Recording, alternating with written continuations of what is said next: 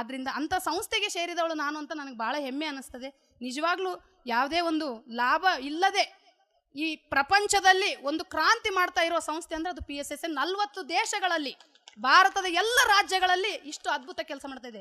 Lalitha madam ಅಂತವರು ಲಕ್ಷಾಂತರ pyramid ಮಾಸ್ಟರ್ಗಳಿದ್ದಾರೆ, ಒಬ್ಬರಲ್ಲ ಇಬ್ಬರಲ್ಲ. ನಿಮಗೆ ಗೊತ್ತಿರಲಿ, ನನಗೆ ಎಷ್ಟೋ ಜನ ಅಂತಾರೆ, ಏನು ಹುಚ್ಚಿ ಹಿಡಿದು ಬಿಟ್ಟದು ಇಷ್ಟು ಹಿಂಗೆ ಮಾಡ್ತಿರಲ್ಲ, ಸಂಬಳ ಕೊಟ್ಟರು ಹಿಂಗೆ ಮಾಡೋಂಗಿಲ್ಲ.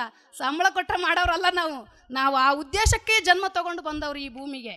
ಪ್ರತಿ ಕ್ಷಣ ನಮ್ಮ ಪ್ರತಿ ಮಾತು, ನಮ್ಮ ಪ್ರತಿ ಆಲೋಚನೆ, ನಮ್ಮ ಪ್ರತಿಯೊಂದು ಕೆಲಸವು ಆ ಒಂದು ಆಧ್ಯಾತ್ಮದ ಹಿನ್ನೆಲೆಯಲ್ಲಿ, ಆತ್ಮಜ್ಞಾನದ ಹಿನ್ನೆಲೆಯಲ್ಲಿ, ಜ್ಞಾನೋದಯದ ಹಿನ್ನೆಲೆಯಲ್ಲಿನೇ ಇರುತ್ತೆ. ಆದ್ದರಿಂದ ಇಂತಹ ಒಂದು ಜ್ಞಾನೋದಯಕ್ಕೆ ಧ್ಯಾನ ಅಂದರೆ ಕೇವಲ ಆರೋಗ್ಯ ಅಲ್ಲ.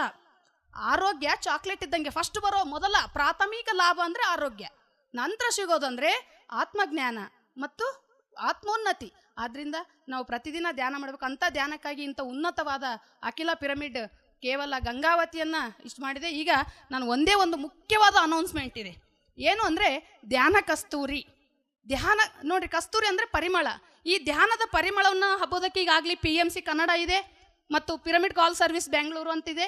ಅದಕ್ಕಿಂತ ಮುಖ್ಯವಾಗಿ ಅತ್ಯಂತ ಸರಳವಾಗಿ ಆಧ್ಯಾತ್ಮಿಕ ವಿಷಯಗಳನ್ನು ಮನೆಗೆ ಎಲ್ಲರನ್ನ ತಲುಪಿಸೋದಕ್ಕಾಗಿ ಧ್ಯಾನ ಕಸ್ತೂರಿ ಅಂತ ಮಾಸಪತ್ರಿಕೆ ಪ್ರತಿ ತಿಂಗಳು ಬರ್ತಾ ಇದೆ. ಅದ್ಭುತವಾದ ಲೇಖನಗಳು. ನಾವು ಒಂದು ಪುಸ್ತಕ ಓದಿದರೆ, ಯೋಗಿ ಆತ್ಮಕಥೆ ಓದಿದರೆ ಸ್ವಾಮಿರಾಮ ಅವ್ರ ಬಗ್ಗೆ ಅಷ್ಟೇ ತಿಳಿತೆ. ಆದರೆ ನಾವು ಧ್ಯಾನ ಕಸ್ತೂರಿ ಓದಿದರೆ ಮೌನ, ಧ್ಯಾನ, ವಿದ್ಯಾರ್ಥಿಗಳಿಗೆ ಸಲಹೆಗಳು, ಪತ್ರಿಜಿ ಪ್ರಬೋಧನೆಗಳು, ಗುರುವಾಣಿ. ಈ ಬಾರಿ ವಿವೇಕಾನಂದರದು, ವೇಮನ ಅವ್ರದ್ದು, ಸುಮಾರು ಜನರದು, ಓಶೋ ಅವ್ರದ್ದು, ಸಿದ್ದೇಶ್ವರ ಸ್ವಾಮಿಗಳದು, ಮಹರ್ಷಿ ವಾಲ್ಮೀಕಿ ಅವ್ರದ್ದು, ಹೀಗೆ ಪ್ರತಿ ಬಾರಿ ಯಾವ ತಿಂಗಳಲ್ಲಿ ಯಾರ್ದು ವಿಶೇಷ ಇರುತ್ತೆ, ಬಸವಣ್ಣನವ್ರದ್ದು, ಪ್ರತಿ ಬಾರಿ ಕೂಡ ಈ ಧ್ಯಾನ ಕಸ್ತೂರಿಯಲ್ಲಿ ಹಲವಾರು ವಿಷಯಗಳನ್ನು ಇದರಲ್ಲಿ ನಮಗೆ ಕಟ್ಟಿಕೊಡ್ತಾ ಇದ್ದಾರೆ. ಡಾಕ್ಟರ್ ಎ ಸತ್ಯನಾರಾಯಣ ಅಂತೇಳಿ ಸಂಪಾದಕರು ಹಾಗೂ ಅವರ ಇಡೀ ಒಂದು ತಂಡದ ಕೆಲಸ. ಸುಮಾರು ಇಂಗ್ಲಿಷ್ ಪುಸ್ತಕಗಳು, ತೆಲುಗು ಪುಸ್ತಕಗಳ ಅನುವಾದಿತ ಲೇಖನಗಳು ಕೂಡ ಇದರಲ್ಲಿರ್ತವೆ. ಮತ್ತು ಇಡೀ ಕರ್ನಾಟಕದಲ್ಲಿ ನಡೆಯುವ ಆಧ್ಯಾತ್ಮಿಕ ಕಾರ್ಯಕ್ರಮಗಳ ಒಂದು ಪರಿಚಯ ಕೂಡ, ಎಲ್ಲೆಲ್ಲಿ ಏನು ಕಾರ್ಯಕ್ರಮ ಜರುಗಿತು, ವ್ಯಾಲಿಯಲ್ಲಿ ಏನಿದೆ, ಮುಂದೆ ನಡೆಯುವ ಮತ್ತು ನಡೆದ ಕಾರ್ಯಕ್ರಮಗಳು, ಸಸ್ಯಾಹಾರಿಗಳ ರ್ಯಾಲಿ ಪರಿಚಯ ಇರುತ್ತೆ. ನಾವು ಎಲ್ಲೆಲ್ಲೋ ಖರ್ಚು ಮಾಡ್ತೀವಿ ದುಡ್ಡು.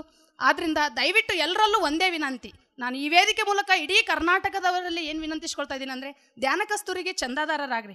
ಇಂಥ ಅತ್ಯದ್ಭುತ ಪುಸ್ತಕ ನಿಮ್ಮ ಮನೆಗೆ ಬಂದರೆ ನಿಮ್ಮ ಆ ಧ್ಯಾನದ ಮತ್ತು ಜ್ಞಾನದ ಪರಿಮಳ ತುಂಬುತ್ತೆ ನಿಮ್ಮ ಮನೆಯಲ್ಲಿ.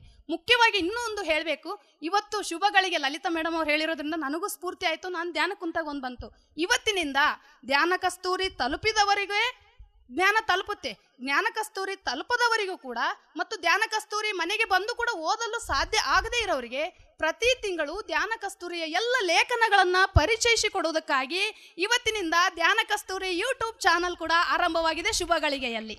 ವಿಶೇಷವಾಗಿ ಈ ರಾಮಲಲ್ಲ ಏನು ಅಯೋಧ್ಯೆಯಲ್ಲಿ ರಾಮನ ಪ್ರತಿಷ್ಠಾಪನೆಯಾದ ಕ್ಷಣದಲ್ಲಿಯೇ ಧ್ಯಾನ ಕಸ್ತೂರಿ ಯೂಟ್ಯೂಬ್ ಚಾನಲ್ ಆರಂಭಗೊಂಡಿದೆ.